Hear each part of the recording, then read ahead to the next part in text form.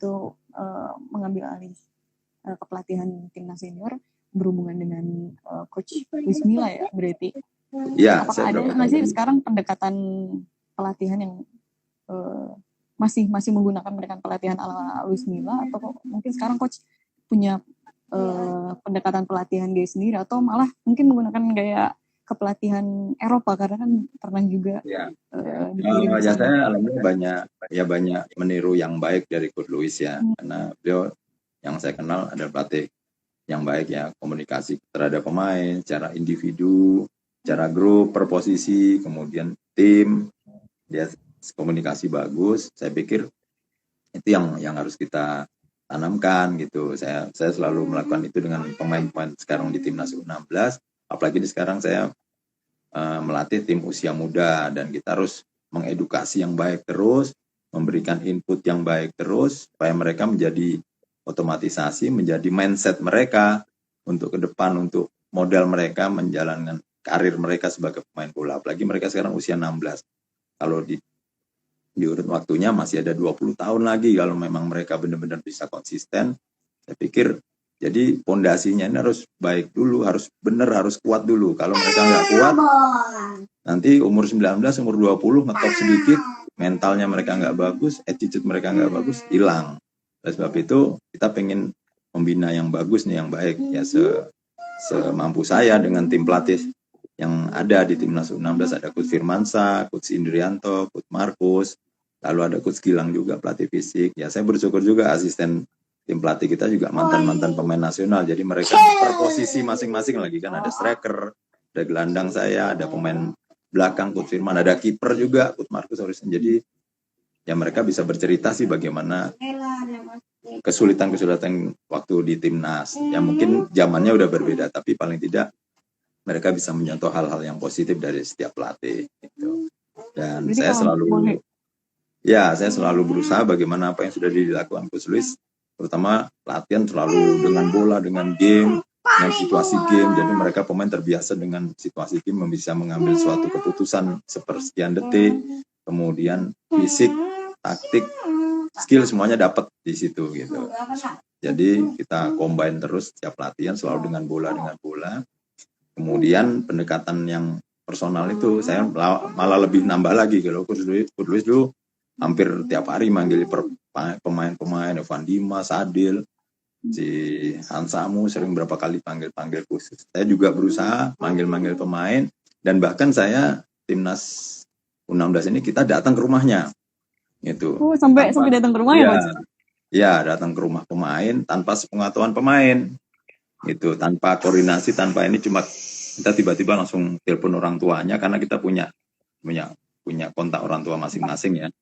Ya kita telepon orang tuanya, kita mau datang, kita nggak ngasih tahu 1 hari sebelumnya, pokoknya 1 jam sebelumnya kita datang. Kalau ngasih tahu 1 hari sebelumnya, mereka bisa prepare, bisa siap-siap, atau malah bikin repot, nyiapin macam-macam. Saya pokoknya datang bawa apa yang bisa kita bawa buat memberi bingkisan buat orang tua mereka yang mohon maaf yang mungkin secara ekonomi di bawah. Ya kita datang, kita tanya orang tuanya bagaimana anaknya ini, kemudian kita bisa lihat latar belakang keluarganya gitu, karena beda-beda nih karakternya kan. Kita pun cara komunikasi, cara marahnya pun juga harus lihat background orang tuanya juga gitu, tinggalnya di mana.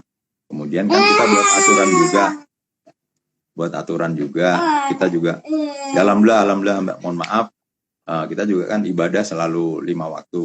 Alhamdulillah semoga istiqomah, dan itu kita juga mengajarkan mereka di rumah masing-masing juga harus sama gitu.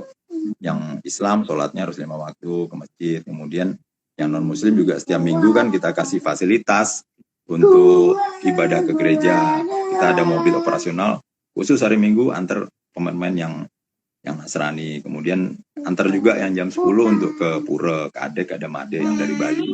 Kemudian saat kita berkunjung ke rumah pemain, kita tanya gimana ibadah mereka, bahkan kita datang ke masjid mereka, kita tanya dengan takmir masjid, bener nggak si A, si B nih ke masjid? Oh alhamdulillah bener, setiap subuh ke masjid, zuhur, asar ke masjid. Bahkan saat ke rumah mereka kita juga surprise ya, saya lihat pemain udah mulai, orang tua mereka bilang, coach selama di timnas U16 mereka nggak mau lagi makan gorengan. Mohon maaf nih pedagang gorengan nih. ya makan yang cepat saji, kemudian minuman yang mohon maaf soft drink apa gitu mereka sudah kurangin, terutama makanan yang goreng-gorengan itu biasanya siapa Marcelino suka banget gurami goreng ini kemarin iya Bu, maaf Bu, kata Coach Bima nggak boleh lagi makan nih, akhirnya nggak digoreng gitu Mbak. Ya. Jadi pendekatan secara personal juga ya antar pemain. Ya gitu, kita datang ke rumahnya, orang pemainnya nggak tahu Mbak, pemainnya lagi TC, lagi di hotel, kita datang ke rumah mereka. Kemudian yang surprise lagi, saya kan setelah itu kita mohon izin sama orang tua masing-masing, boleh nggak masuk ke kamar mereka? Oh silakan Kut masuk, saya lihat gitu ya, saya ada ya terharu juga gitu, ternyata mereka rapi kamarnya, ini tanpa rekayasa semua Mbak Rebi. Jadi masuk ke kamarnya, susunan bajunya rapi. Saya pikir, saya pernah bilang ke mereka, kalau kalian pengen sukses, pengen ini harus disiplin. Yang terutama adalah disiplin bersihin kamar kalian. Susunan baju itu udah menggambarkan karakter kalian dan itu bisa menjadikan modal buat kalian untuk sukses ke depannya. Rapi susunan bajunya, lemarinya walaupun bukan lemari jati yang mahal tapi bagus. Kemudian yang saya juga senang, mereka bikin jadwal.